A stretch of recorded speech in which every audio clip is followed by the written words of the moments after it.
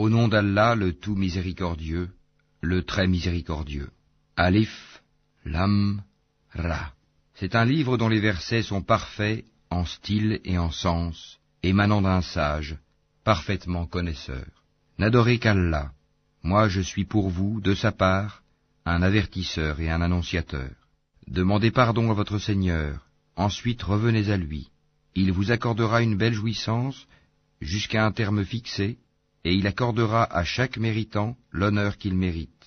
Mais si vous tournez le dos, je crains alors pour vous le châtiment d'un grand jour. C'est à Allah que sera votre retour, et il est omnipotent. Et quoi? Ils replient leur poitrine afin de se cacher de lui, même lorsqu'ils se couvrent de leurs vêtements, il sait ce qu'ils cachent et ce qu'ils divulguent, car il connaît certes le contenu des poitrines. Il n'y a point de bête sur terre dont la subsistance n'incombe à Allah, qui connaît son gîte et son dépôt. Tout est dans un livre explicite. Et c'est lui qui a créé les cieux et la terre en 6 jours, alors que son trône était sur l'eau, afin d'éprouver lequel de vous agirait le mieux. Et si tu dis, vous serez ressuscités après la mort, ceux qui ne croient pas diront, ce n'est là qu'une magie évidente. Et si nous retardons pour eux le châtiment jusqu'à une période fixée, ils diront, qu'est-ce qui le retient? Mais le jour où cela leur viendra, il ne sera pas détourné d'eux, et ceux dont ils se moquaient les enveloppera. Et si nous faisons goûter à l'homme une grâce de notre part, et qu'ensuite nous la lui arrachons, le voilà désespéré et ingrat. Et si nous lui faisons goûter le bonheur, après qu'un malheur l'ait touché, il dira, les maux se sont éloignés de moi, et le voilà qui exulte plein de glorioles. Sauf ceux qui sont endurants et font de bonnes œuvres, ceux-là obtiendront pardon et une grosse récompense. Il se peut que tu négliges une partie de ce qui t'est révélé et que ta poitrine s'en sente compressée, parce qu'ils disent, que n'a-t-on fait descendre sur lui un trésor? Ou bien, que n'est-il venu un ange en sa compagnie? Tu n'es qu'un avertisseur, et Allah est le protecteur de toutes choses. Ou bien ils disent, il a forgé le Coran. Dis, apportez donc 10 sourates semblables à ceci, forgées par vous, et appelez qui vous pourrez pour vous aider, hormis Allah si vous êtes véridique. S'ils ne vous répondent pas, sachez alors que c'est par la science d'Allah qu'il est descendu, et qu'il n'y a de divinité que lui, êtes-vous soumis à lui. Ceux qui veulent la vie présente avec sa parure, nous les rétribuerons exactement selon leur action sur terre, sans que rien leur en soit diminué. Ceux-là qui n'ont rien, dans l'au-delà, que le feu, ce qu'ils auront fait ici-bas sera un échec, et sera vain ce qu'ils auront œuvré. Est-ce que celui qui se fonde sur une preuve évidente, le Coran, venant de son Seigneur, et récité par un témoin, l'archange Gabriel, de sa part, cependant qu'avant lui, Mohammed, il y a le livre de Moïse, tenant lieu de guide et de miséricorde, est meilleur, ou bien celui qui ne se fonde sur aucune preuve valable? Cela y croit, mais quiconque entre les factions n'y croit pas, aura le feu comme rendez-vous. Ne sois donc pas en doute au sujet de ceci, le Coran. Oui, c'est la vérité venant de ton Seigneur, mais la plupart des gens n'y croient pas. Et quel pire injuste que celui qui forge un mensonge contre Allah. Ceux-là seront présentés à leur Seigneur, et les témoins, les anges, diront, voilà ceux qui ont menti contre leur Seigneur, que la malédiction d'Allah frappe les injustes, qui obstruent le sentier d'Allah aux gens, cherchent à le rendre tortueux, et ne croient pas en l'au-delà. Ceux-là ne peuvent réduire Allah à l'impuissance sur terre. Pas d'alliés pour eux en dehors d'Allah, et leur châtiment sera doublé. Ils étaient incapables d'entendre, ils ne voyaient pas non plus. Ce sont ceux-là qui ont causé la perte de leurs propres âmes, et leurs inventions, idoles, se sont éloignées d'eux. Ce sont eux, infailliblement, qui dans l'au-delà seront les plus grands perdants. Certes, ceux qui croient font de bonnes œuvres et s'humilient devant leur Seigneur, voilà les gens du paradis où ils demeureront éternellement. Les 2 groupes ressemblent l'un à l'aveugle et au sourd, l'autre à celui qui voit et qui entend. Les 2 sont-ils comparativement égaux? Ne vous souvenez-vous pas? Nous avons déjà envoyé Noé à son peuple. Je suis pour vous un avertisseur explicite. Afin que vous n'adoriez qu'Allah, je crains pour vous le châtiment d'un jour douloureux. Les notables de son peuple qui avaient mécru dirent alors, nous ne voyons en toi qu'un homme comme nous, et nous voyons que ce sont seulement les vils parmi nous qui te suivent sans réfléchir. et nous ne voyons en vous aucune supériorité sur nous. Plutôt nous pensons que vous êtes des menteurs. Il dit, Ô mon peuple, que vous ensemble, si je me conforme à une preuve de mon Seigneur, si une miséricorde, prophétie, échappant à vos yeux, est venue à moi de sa part, devrons-nous vous l'imposer alors que vous la répugnez? Ô mon peuple, je ne vous demande pas de richesse en retour. Mon salaire n'incombe qu'à Allah. Je ne repousserai point ceux qui ont cru, ils auront à rencontrer leur Seigneur. Mais je vous trouve des gens ignorants. Ô mon peuple, qui me secourra contre la punition d'Allah si je les repousse? Ne vous souvenez-vous pas? Et je ne vous dis pas que je détiens les trésors d'Allah. Je ne connais pas l'inconnaissable. Et je ne dis pas que je suis un ange. Et je ne dis pas non plus aux gens que vos yeux méprisent, qu'Allah ne leur accordera aucune faveur. Allah connaît mieux ce qu'il y a dans leurs âmes. Si je leur disais, je serais du nombre des injustes. Ils dirent, Ô Noé, tu as disputé avec nous et multiplié les discussions. Apporte-nous donc ce dont tu nous menaces, si tu es du nombre des véridiques. Il dit, c'est Allah seul qui vous l'apportera, s'il veut, et vous ne saurez y échapper. Et mon conseil ne vous profiterait pas, au cas où je voulais vous conseiller, et qu'Allah veuille vous égarer. Il est votre Seigneur, et c'est vers lui que vous serez ramenés. Ou bien ils disent, il l'a inventé? Dis, si je l'ai inventé, que mon crime retombe sur moi, et je suis innocent de vos criminelles accusations. Et il fut révélé à Noé, de ton peuple, il n'y aura plus de croyants que ceux qui ont déjà cru. Ne t'afflige pas de ce qu'ils faisaient. Et construis l'arche sous nos yeux, et d'après notre révélation, et ne m'interpelle plus au sujet des injustes, car ils vont être noyés. Et il construisit l'arche, et chaque fois que des notables de son peuple passaient près de lui, il se moquait de lui. Il dit, si vous vous moquez de nous, eh bien, nous nous moquerons de vous, comme vous vous moquez de nous. Et vous saurez bientôt à qui viendra un châtiment qui l'humiliera, et sur qui s'abattra un châtiment durable. Puis, lorsque notre commandement vint et que le four se mit à bouillonner d'eau, nous dîmes, charge dans l'arche un couple de chaque espèce ainsi que ta famille, sauf ceux contre qui le décret est déjà prononcé, et ceux qui croient. Or ceux qui avaient cru avec lui étaient peu nombreux. Et il dit, montez dedans, que sa course et son mouillage soient au nom d'Allah, certes mon Seigneur est pardonneur et miséricordieux. Et elle vogua, en les emportant au milieu des vagues, comme des montagnes. Et Noé appela son fils, qui restait en un lieu écarté non loin de l'arche. Ô mon enfant, monte avec nous, et ne reste pas avec les mécréants. Il répondit, je vais me réfugier vers un mont qui me protégera de l'eau. Et Noé lui dit, il n'y a aujourd'hui aucun protecteur contre l'ordre d'Allah. Tous périront, sauf celui à qui il fait miséricorde. Et les vagues s'interposèrent entre les deux, et le fils fut alors du nombre des noyés. Et il fut dit, ô terre, absorbe ton eau, et toi, ciel, cesse de pleuvoir. L'eau baissa, l'ordre fut exécuté, et l'arche s'installa sur le Youdi. Et il fut dit, que disparaissent les gens pervers. Et Noé invoqua son Seigneur et dit, ô mon Seigneur, certes mon fils est de ma famille, et ta promesse est vérité, tu es le plus juste des juges. Il dit, ô Noé, il n'est pas de ta famille, car il a commis un acte infâme. Ne me demande pas ce dont tu n'as aucune connaissance. Je t'exhorte afin que tu ne sois pas du nombre des ignorants. Alors Noé dit, Seigneur, je cherche ta protection contre toute demande de ceux dont je n'ai aucune connaissance. Et si tu ne me pardonnes pas et ne me fais pas miséricorde, je serai au nombre des perdants. Il fut dit, ô Noé, débarque avec notre sécurité et nos bénédictions sur toi et sur des communautés issues de ceux qui sont avec toi.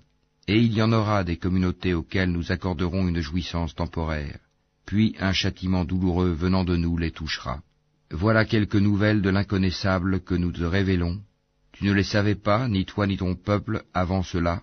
Sois patient, la fin heureuse sera aux pieux. Et nous avons envoyé au Ahad leur frère Houd, qui leur dit, ô mon peuple, adorez Allah. Vous n'avez point de divinité à part lui, vous n'êtes que des forgeurs de mensonges. Ô mon peuple, je ne vous demande pas de salaire pour cela. Mon salaire n'incombe qu'à celui qui m'a créé. Ne raisonnez-vous pas, ô mon peuple? Implorez le pardon de votre Seigneur, et repentez-vous à lui pour qu'il envoie sur vous du ciel des pluies abondantes, et qu'il ajoute force à votre force, et ne vous détournez pas de lui en devenant coupable. Ils dirent, Ô Houd, tu n'es pas venu à nous avec une preuve, et nous ne sommes pas disposés à abandonner nos divinités sur ta parole, et nous n'avons pas foi en toi. Nous dirons plutôt qu'une de nos divinités t'a affligé d'un mal. Il dit, Je prends Allah à témoin, et vous aussi soyez témoins qu'en vérité je désavoue ce que vous associez, en dehors de lui. Rusez donc tous contre moi, et ne me donnez pas de répit. Je place ma confiance en Allah mon Seigneur et le vôtre. Il n'y a pas d'être vivant qui ne tienne par son toupet. Mon Seigneur, certes, est sur un droit chemin. Si vous vous détournez, voilà que je vous ai transmis le message que j'étais chargé de vous faire parvenir, et mon Seigneur vous remplacera par un autre peuple, sans que vous ne lui nuisiez en rien, car mon Seigneur est gardien par excellence sur toutes choses. Et quand vint notre ordre, nous sauvâmes par une miséricorde de notre part Houd et ceux qui avec lui avaient cru, et nous les sauvâmes d'un terrible châtiment. Voilà les Had, ils avaient nié les signes enseignements de leur Seigneur, désobéi à ses messagers, et suivi le commandement de tout tyran entêté. Et ils furent poursuivis ici-bas d'une malédiction, ainsi qu'au jour de la résurrection. En vérité, les Had n'ont pas cru en leur Seigneur, que s'éloignent, périssent les Had, peuple de Houd. Et nous avons envoyé au Tamoud leur frère Saali, qui dit, Ô mon peuple, adorez Allah, vous n'avez point de divinité en dehors de lui. De la terre, il vous a créé, et il vous l'a fait peupler et exploiter. Implorez donc son pardon, puis repentez-vous à lui.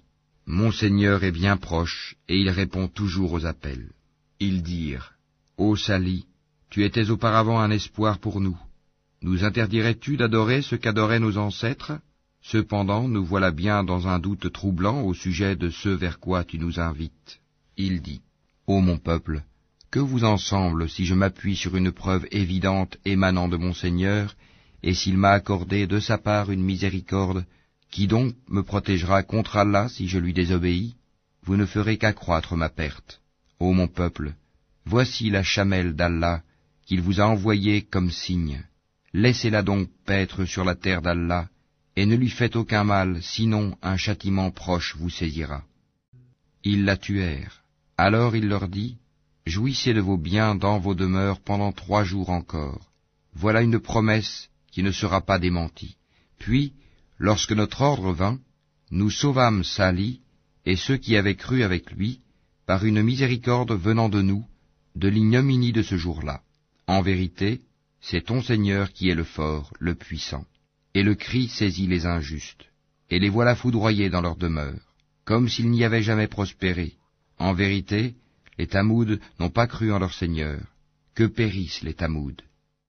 Et nos émissaires sont certes venus à Abraham avec la bonne nouvelle, en disant « Salam ». Il dit « Salam », et il ne tarda pas à apporter un veau rôti. Puis, lorsqu'il vit que leurs mains ne l'approchaient pas, il fut pris de suspicion à leur égard et ressentit de la peur vis-à-vis d'eux. Ils dirent « N'aie pas peur, nous sommes envoyés au peuple de Lot. » Sa femme était debout, et elle rit alors. Nous lui annonçâmes donc la naissance d'Isaac, et après Isaac, Jacob. Elle dit, « Malheur à moi!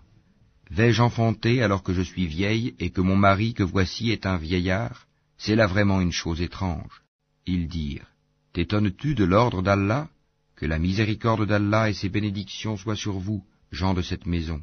Il est vraiment digne de louange et de glorification. » Lorsque l'effroi eut quitté Abraham et que la bonne nouvelle l'eut atteint, voilà qu'il discuta avec nous en faveur du peuple de Lot.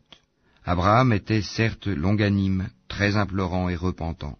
« Ô Abraham, renonce à cela, car l'ordre de ton Seigneur est déjà venu, et un châtiment irrévocable va leur arriver. » Et quand nos émissaires, anges, vinrent à Lot, il fut chagriné pour eux, et en éprouva une grande gêne. Et il dit, « Voici un jour terrible. » Quant à son peuple, ils vinrent à lui accourant. Auparavant, il commettait de mauvaises actions.